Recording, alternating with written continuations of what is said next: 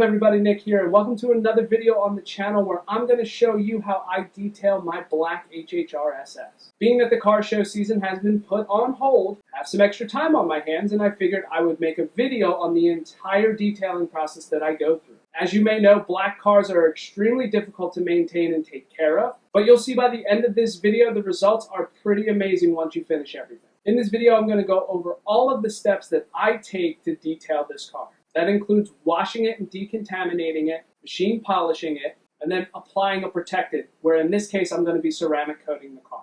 So I have some of my tools here that I will be using, but just to kind of go through them real quick, I have Chemical Guys clay brick and a clay luber. The entire car will be clay barred from top to bottom. If I need to, I will use Adam's glass cleaner to clean all of the glass. From there, it will be time to machine polish. Now, from far away, you can't really see, but when you get up close, you can see that this car does have a couple swirls here and there. I myself am a big fan of the Meguiar stuff, so I actually do the two-step system of the M105 with an orange cutting pad. Then I wrap up with M205 with a white polishing pad. That's going to help correct the paint, get rid of all of the imperfections and swirls. Once we do that, we are then going to hit the car with Adam's Surface Prep. This is going to make sure that any of the contaminants from the polish are removed from the car before I apply the ceramic coating. And of course, I have the Adam's Trim Cleaner, which is the same thing but for the plastic trim. So besides that, I have some masking tape to tape off some of the plastic trim, as well as the window trim, things of that nature. So of course, step one is to make sure that your car is clean before you start. So you wash it.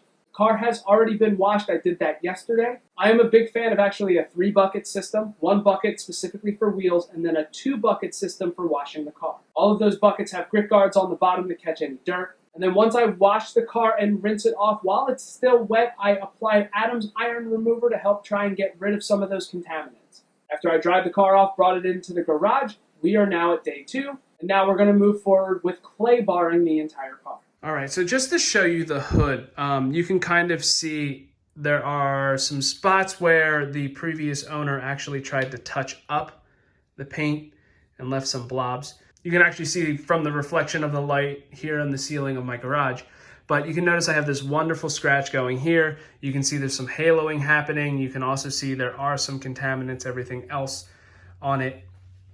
The really bad spot, however, is over here on the passenger side fender.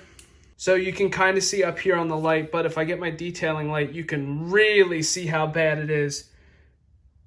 Tons of scratches, a lot of haloing happening here, but it's in really bad shape, especially when you start throwing a light up to it. Not so bad on the hood, but yeah, that fender's pretty bad. But anyway, yeah, so first thing I have to do is clay bar the car like I said. So I have a light in the back. Try and get as much light as possible, although it doesn't matter for clay barring. But what we'll do is start from the top and work our way down, since there's usually not as many contaminants on the top of the car, even though the car has been washed. So I have my step ladder over here that's going to help me get some height on this, and then we're ready to go. All right, so let's get up here. The step ladder is really great because then I can get to the top of the car now. So I have Chemical Guys clay brick, and I have there also clay luber as a package. The easiest way to do this is that you spray the surface, and then you spray the brick, and then you just do nice straight line strokes up and down. You can feel that it catches on all the contaminants, but it's going to get all of that stuff off. You want to make sure that you keep this heavily lubricated, so that way you don't get any marring on your paint. And you can do the same process on the glass as well. That's going to help get rid of some extra watermarks if you have any tree sap, any of that kind of stuff. It'll help you remove that. Once you are finished with a section, you take a microfiber towel and you just wipe off the excess clay lubricant. Now this is the initial removal, and then eventually I'll go around with another microfiber and do the entire car to get rid of any excess that's still on it. So you do small sections at a time. I just did here. I'm going to work my way back and then around to the other side. Now that that hit the floor, I need another one.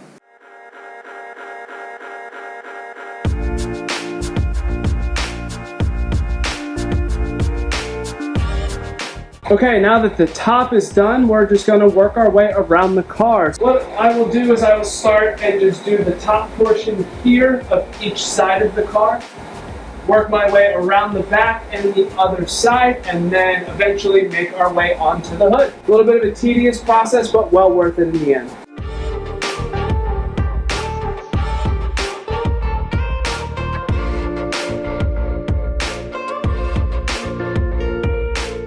Okay, we're about a third of the way there. Top and the top parts of the side panels are all done. We now got to move on to the hood and work our way down.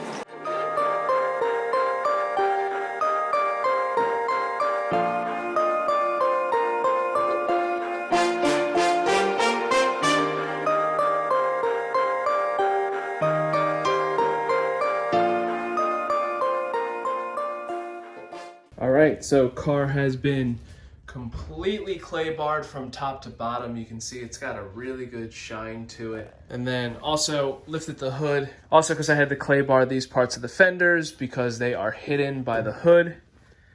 So did that, went all the way around, made sure we got this part of the bumper as well, and this part. So this would actually, some people would say, hey, good enough. But not me. If you look carefully, you can definitely see here on the bumper, there's some pretty nasty scratches and swirls. You can see over here though, now that it has been clay barred, it looks a little bit better, but as soon as you get a light, like the one in the ceiling of the garage, you have some haloing happening. So the polisher is going to help remove all of them.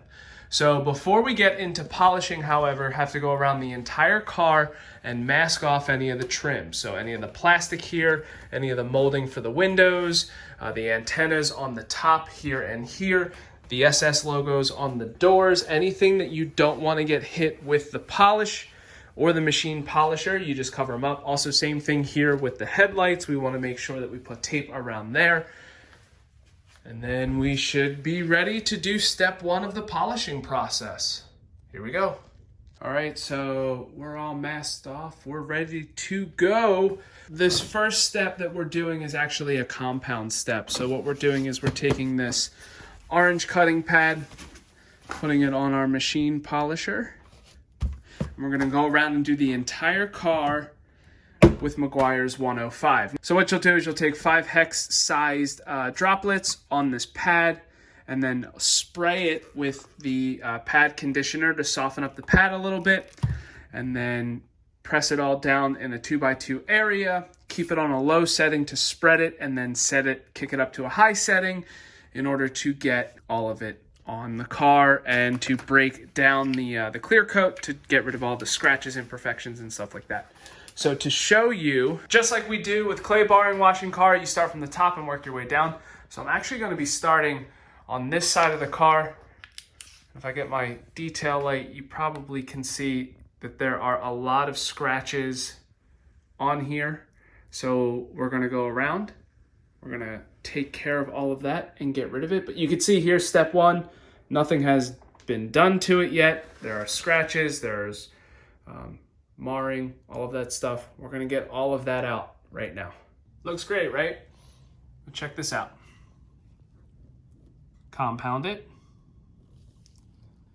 Not compound it. After this, we polish, and then we're good to go. All right, checking in. It is a week later since I posted detailing the roof and the backside. What I noticed was that it took me 5 hours to do that roof and just the top half of the driver's side, and I was not happy with the results. I had to do multiple passes to try and get all of the imperfections out. You can still see that there are some, not many, but some. So the fact that I'm using this and have to do 3-4 passes on each section, and I'm still having imperfections with an orange cutting pad, which is supposed to be like a very strong cutting pad, that shows me that there's something going on. This car isn't that bad that requires me to do multiple passes. So I'm gonna change up my style. What I decided to go with are some microfiber pads instead. This is going to cut a little bit more harsher and harder than the orange pads will. So we're going with a microfiber pad, and a buddy of mine, Ed, who's also a detailer, recommended Griot's Fast Correcting Cream. This is the Boss Fast Correcting Cream. So this is the equivalent of Meguiar's 105. I actually already tested this with the smaller detailer over here on the top portion of the back hatch.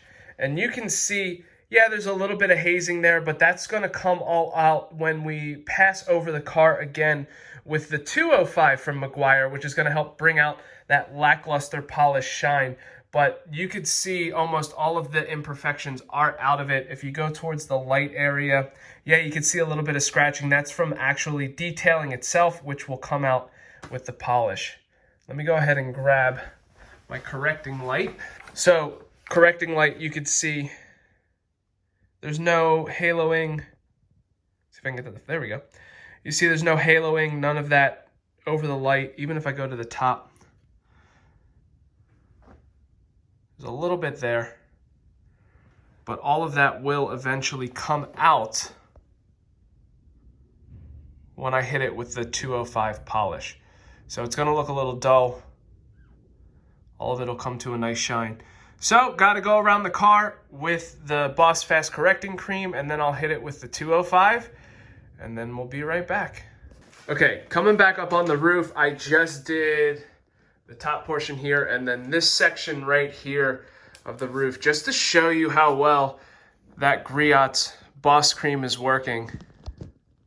Get that to focus as well as I can. Minus some like imperfections from like clear coat and whatnot. That's really good. So just to show you, this is cutting way better and working much easier than the Meguiar stuff was doing. It's faster, easier to wipe off. But Ed Wallace, thank you so much for that recommendation, because this stuff is easier to work with and is producing a much better result. So I'm gonna move on to the rest of the car. All right, so you can see much better. You can see a little bit imperfections up by the light here, but not too crazy. I put my light on, night and day difference. No haloing, no swirls, none of that. There's a little bit of an imperfection on there. There's a scratch around here. There it is. Kind of see it right around here. So probably do one more pass just to see if I can get those out. You stand here. I'm not even 10 feet away, not even 2 feet away from the car, and I can't see it unless, of course, I'm putting a light up to it. This is why you should polish your car. Night and day difference. Step one, done. Entire thing done. Microfiber cutting pad, Griot's Boss Cream. This stuff, so much easier to work with than Meguiar's 105. Same results as well. Cuts a lot easier, like I said, and we're set to go. So just to show you, if you look at the hood, obviously you can see my reflection, all of that. The only thing that you're gonna see here are imperfections due to touch-up paint. So previous owner went around and tried to touch up areas with touch-up paint. Now, if I really wanna get into it, I can take a 2000 grit sanding block and wet sand it smooth, and then buff it out again. I'm not sure if I really want to do that. Probably will though. I don't know. We'll play it out. But the reason why I'm here is because I wanted to show you, if you remember the beginning of the video, I had that one giant scratch going across the hood. When I first bought this car, it was an everyday driver. My wife, who was my girlfriend at the time, lived at an apartment that had cats outside of it, and they like to go right on top of hoods as soon as you pulled up. Now you can see there's nothing there. Can do this, try and scan across. You're not gonna see anything except for those imperfections due to touch-up paint. That's how you know that you've done your job and you are set to go. You can see that there are some scratches. Nothing too crazy though, super minor, almost like surface scratches. So what'll happen is, that was step one. I am gonna go around and do a step two. Some people will say this looks great, it looks like glass. I myself wanna make sure that it is pristine, or as close to as great as I can get it before I ceramic coat the car. Because remember, once you coat the car, all of that stuff, you're gonna see it. So you wanna make sure you get it out. Done for today. Next time I go around, it's gonna be step two, the entire car, top to bottom, with Meguiar's 205, which is a polishing cream. That's gonna make sure that it really brings the shine out even more, and it's gonna get rid of those nasty imperfections, like if you have any surface scratches, like I kinda do here, that the first step didn't get out. Let me give you a quick tour, AKA walk around. You can see my garage space isn't that big. It's kind of tight, but you make do. So there's your roof. You can see here, all of this, it's basically a mirror reflection. So all of this that looks like junk on the door, it's not, it's actually from the floor. Go from an angle, you can see all that's good. There are still some scratches on the side skirts. I want to hit them again actually because of the fact that I realize if you just put a little bit more pressure on the polisher, it'll really get those stubborn scratches out. Showing you around here. See, and also get the reflection there. Got a little bit of hazing, but that's from obviously heavy polishing. Come around to the back, same concept here.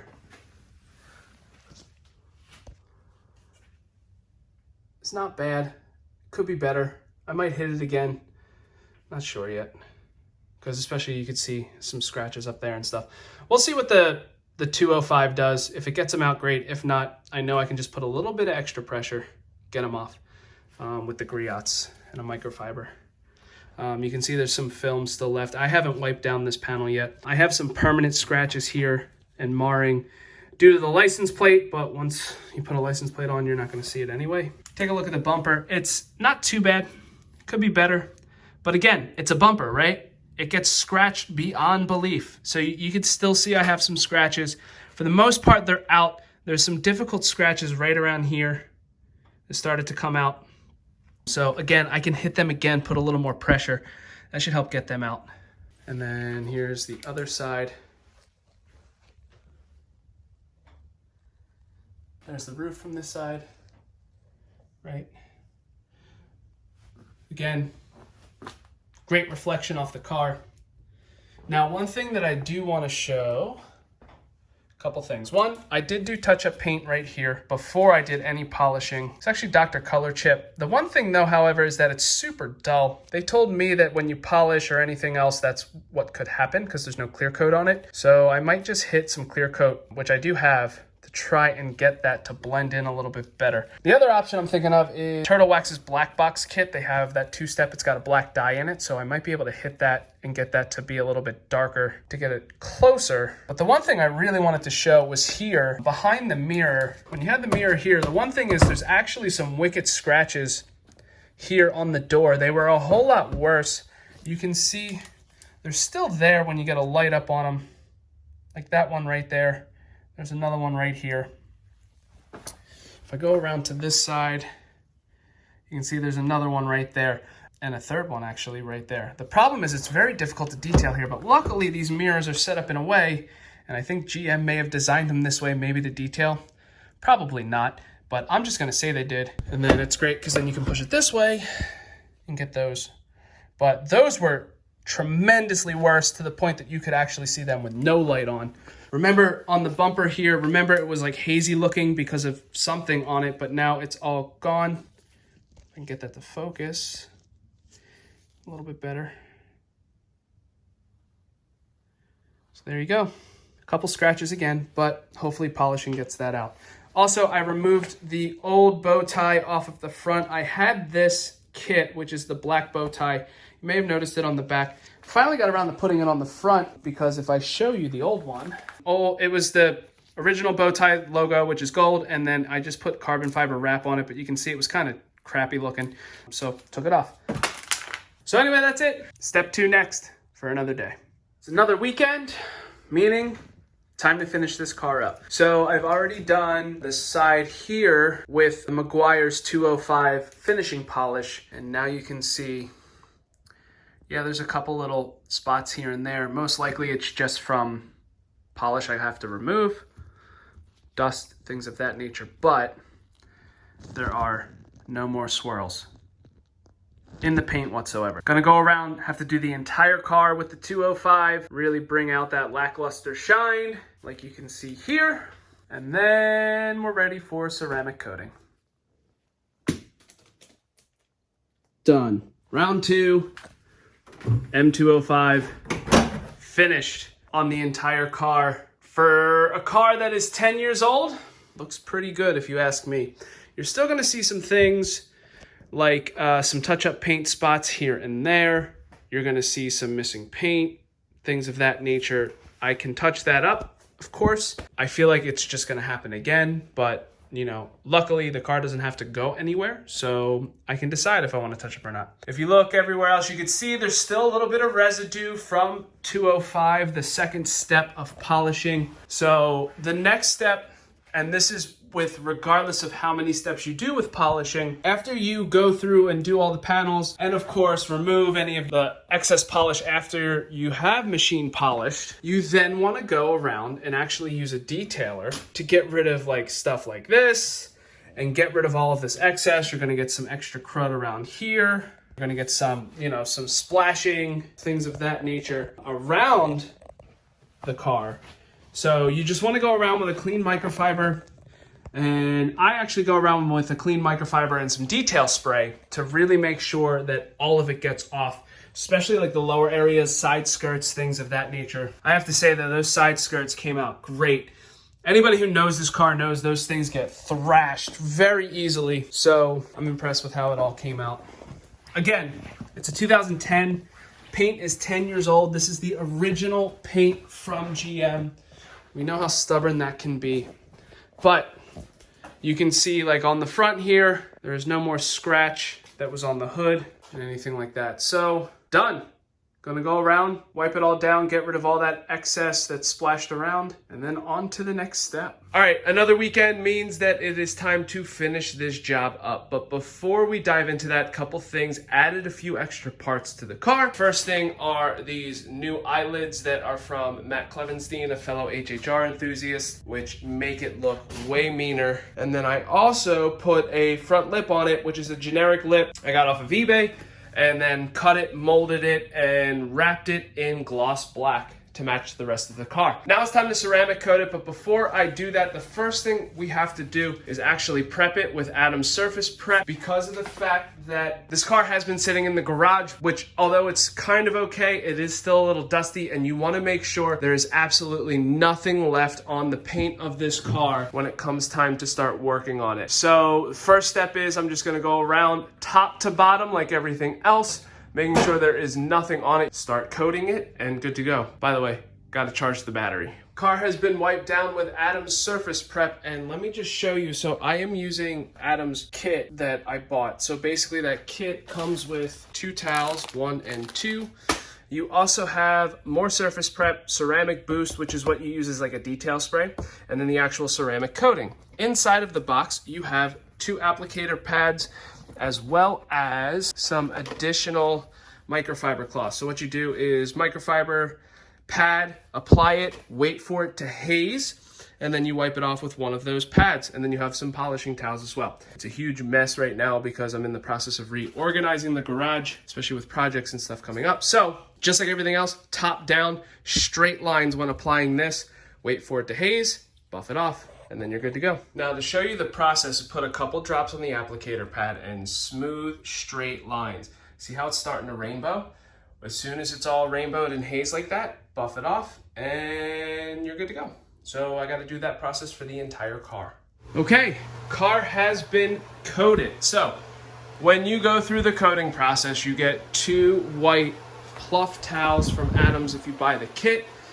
Use both of them for the entire car. If you have more, use more. So what you have to do after that is those towels, as well as the applicator, you have to throw away. Over time, they get hard and you're not gonna be able to use them anymore. So now that that is done, the next step is doing the plastic trim, which I can hit up real quick, and then the car is done and it sits inside for 24 hours. All right, so I'm sure you saw that it was a mess in here. Still a little cluttered, but looks a little bit better than before.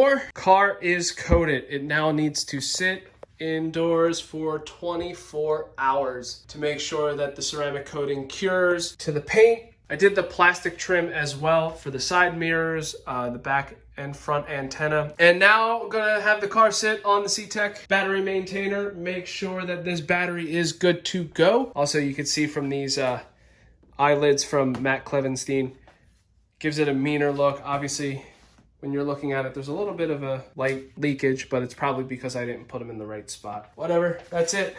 Car is done. After the 24 hours of this curing, and then that's it. This car is done and it is ready for the elements outside. Okay, so it has been about 48 hours since I put the ceramic coating on the car. I think it's safe to say that it is cured by now, and it is time for the final step. Now, of course, I can go around and show you the car like I always have, but it's going to look the same. It just looks really great. So, a lot of people are going to say that this next step I am about to do is basically a waste of money, but I do it anyway. This is Adams Ceramic Paste Wax. The best part about Adams Polishes is that if you sign up for their mailing list or if you follow them on social media, they do a ton of sales, and they did this crazy one with buy one, get one free, as well as super discounted stuff. So this ceramic paste wax, which usually costs a good amount of money, cost me about $40 to get from them. So this is a SiO2 based formula wax paste, which I am going to put on top of the ceramic coating. It's just going to be one extra layer of protectant, and then I'm going to keep the car in the garage again for another 24 hours, which I don't really have to with this, but just to give it a little extra time to make sure everything cures, and then the car is ready to go and I can finally take it outside. So I'm going to go through the process. Just like everything else, I'm going to start from the top and work my way down, starting with the hood and then top third of one side, then the top third of the other side, work my way around the car, and then do the middle section, work my way around, work on the hood, and then the bottom section, the fenders, bumpers, all of that, and then you buff it off. So I'm gonna get forth with doing that and come right back. All right, finished up with the Adams Ceramic Paste Wax, and to show you the finished product as best as I can in the sun, it looks like glass. It's ridiculous. Look, there's me. This whole process, washed, iron removed, clay barred, two-step machine polished, and then ceramic coated with Adams ceramic coating, both paint and the plastic, as well as topped off with Adams paste ceramic wax. So that's the finished result. The car is going to sit in the garage for another 24 hours to let that paste wax cure just a little bit, and then it's done. I can finally take it out, check it in the sun, see what it really looks like. So that is it. You can see that this did take quite some time, but I did break it up over a few weekends just to make it a little bit easier on myself. But now you can see why people charge so much to ceramic coat. It's not actually the cost or the time to ceramic coat the car. It's everything beforehand with machine polishing and everything else to make sure that that paint is as perfect or as close to perfect as you can get it. I'm sure when you see this car, you're gonna see some imperfections here and there. I wasn't trying to be too crazy with it. I thought originally I wanted to get every imperfection out, but that would have taken even longer than it did to get this car done in the first place. So I'm gonna do the 10-foot rule, maybe even the 5-foot rule. You stand that far away, you can't really tell that there are imperfections, and the car looks pretty good. So that is it. Hopefully you enjoyed this video and got a little bit of an insight on what it takes to detail the car a little bit further than just washing and waxing and everything else. If you did like this video, please make sure that you give it a thumbs up and comment below with what part you really enjoyed about this video the most. And hopefully next time you see a video on this channel, we're finally going to be able to put this thing on the track and see what it can actually do in the quarter mile. Until next time, see you later.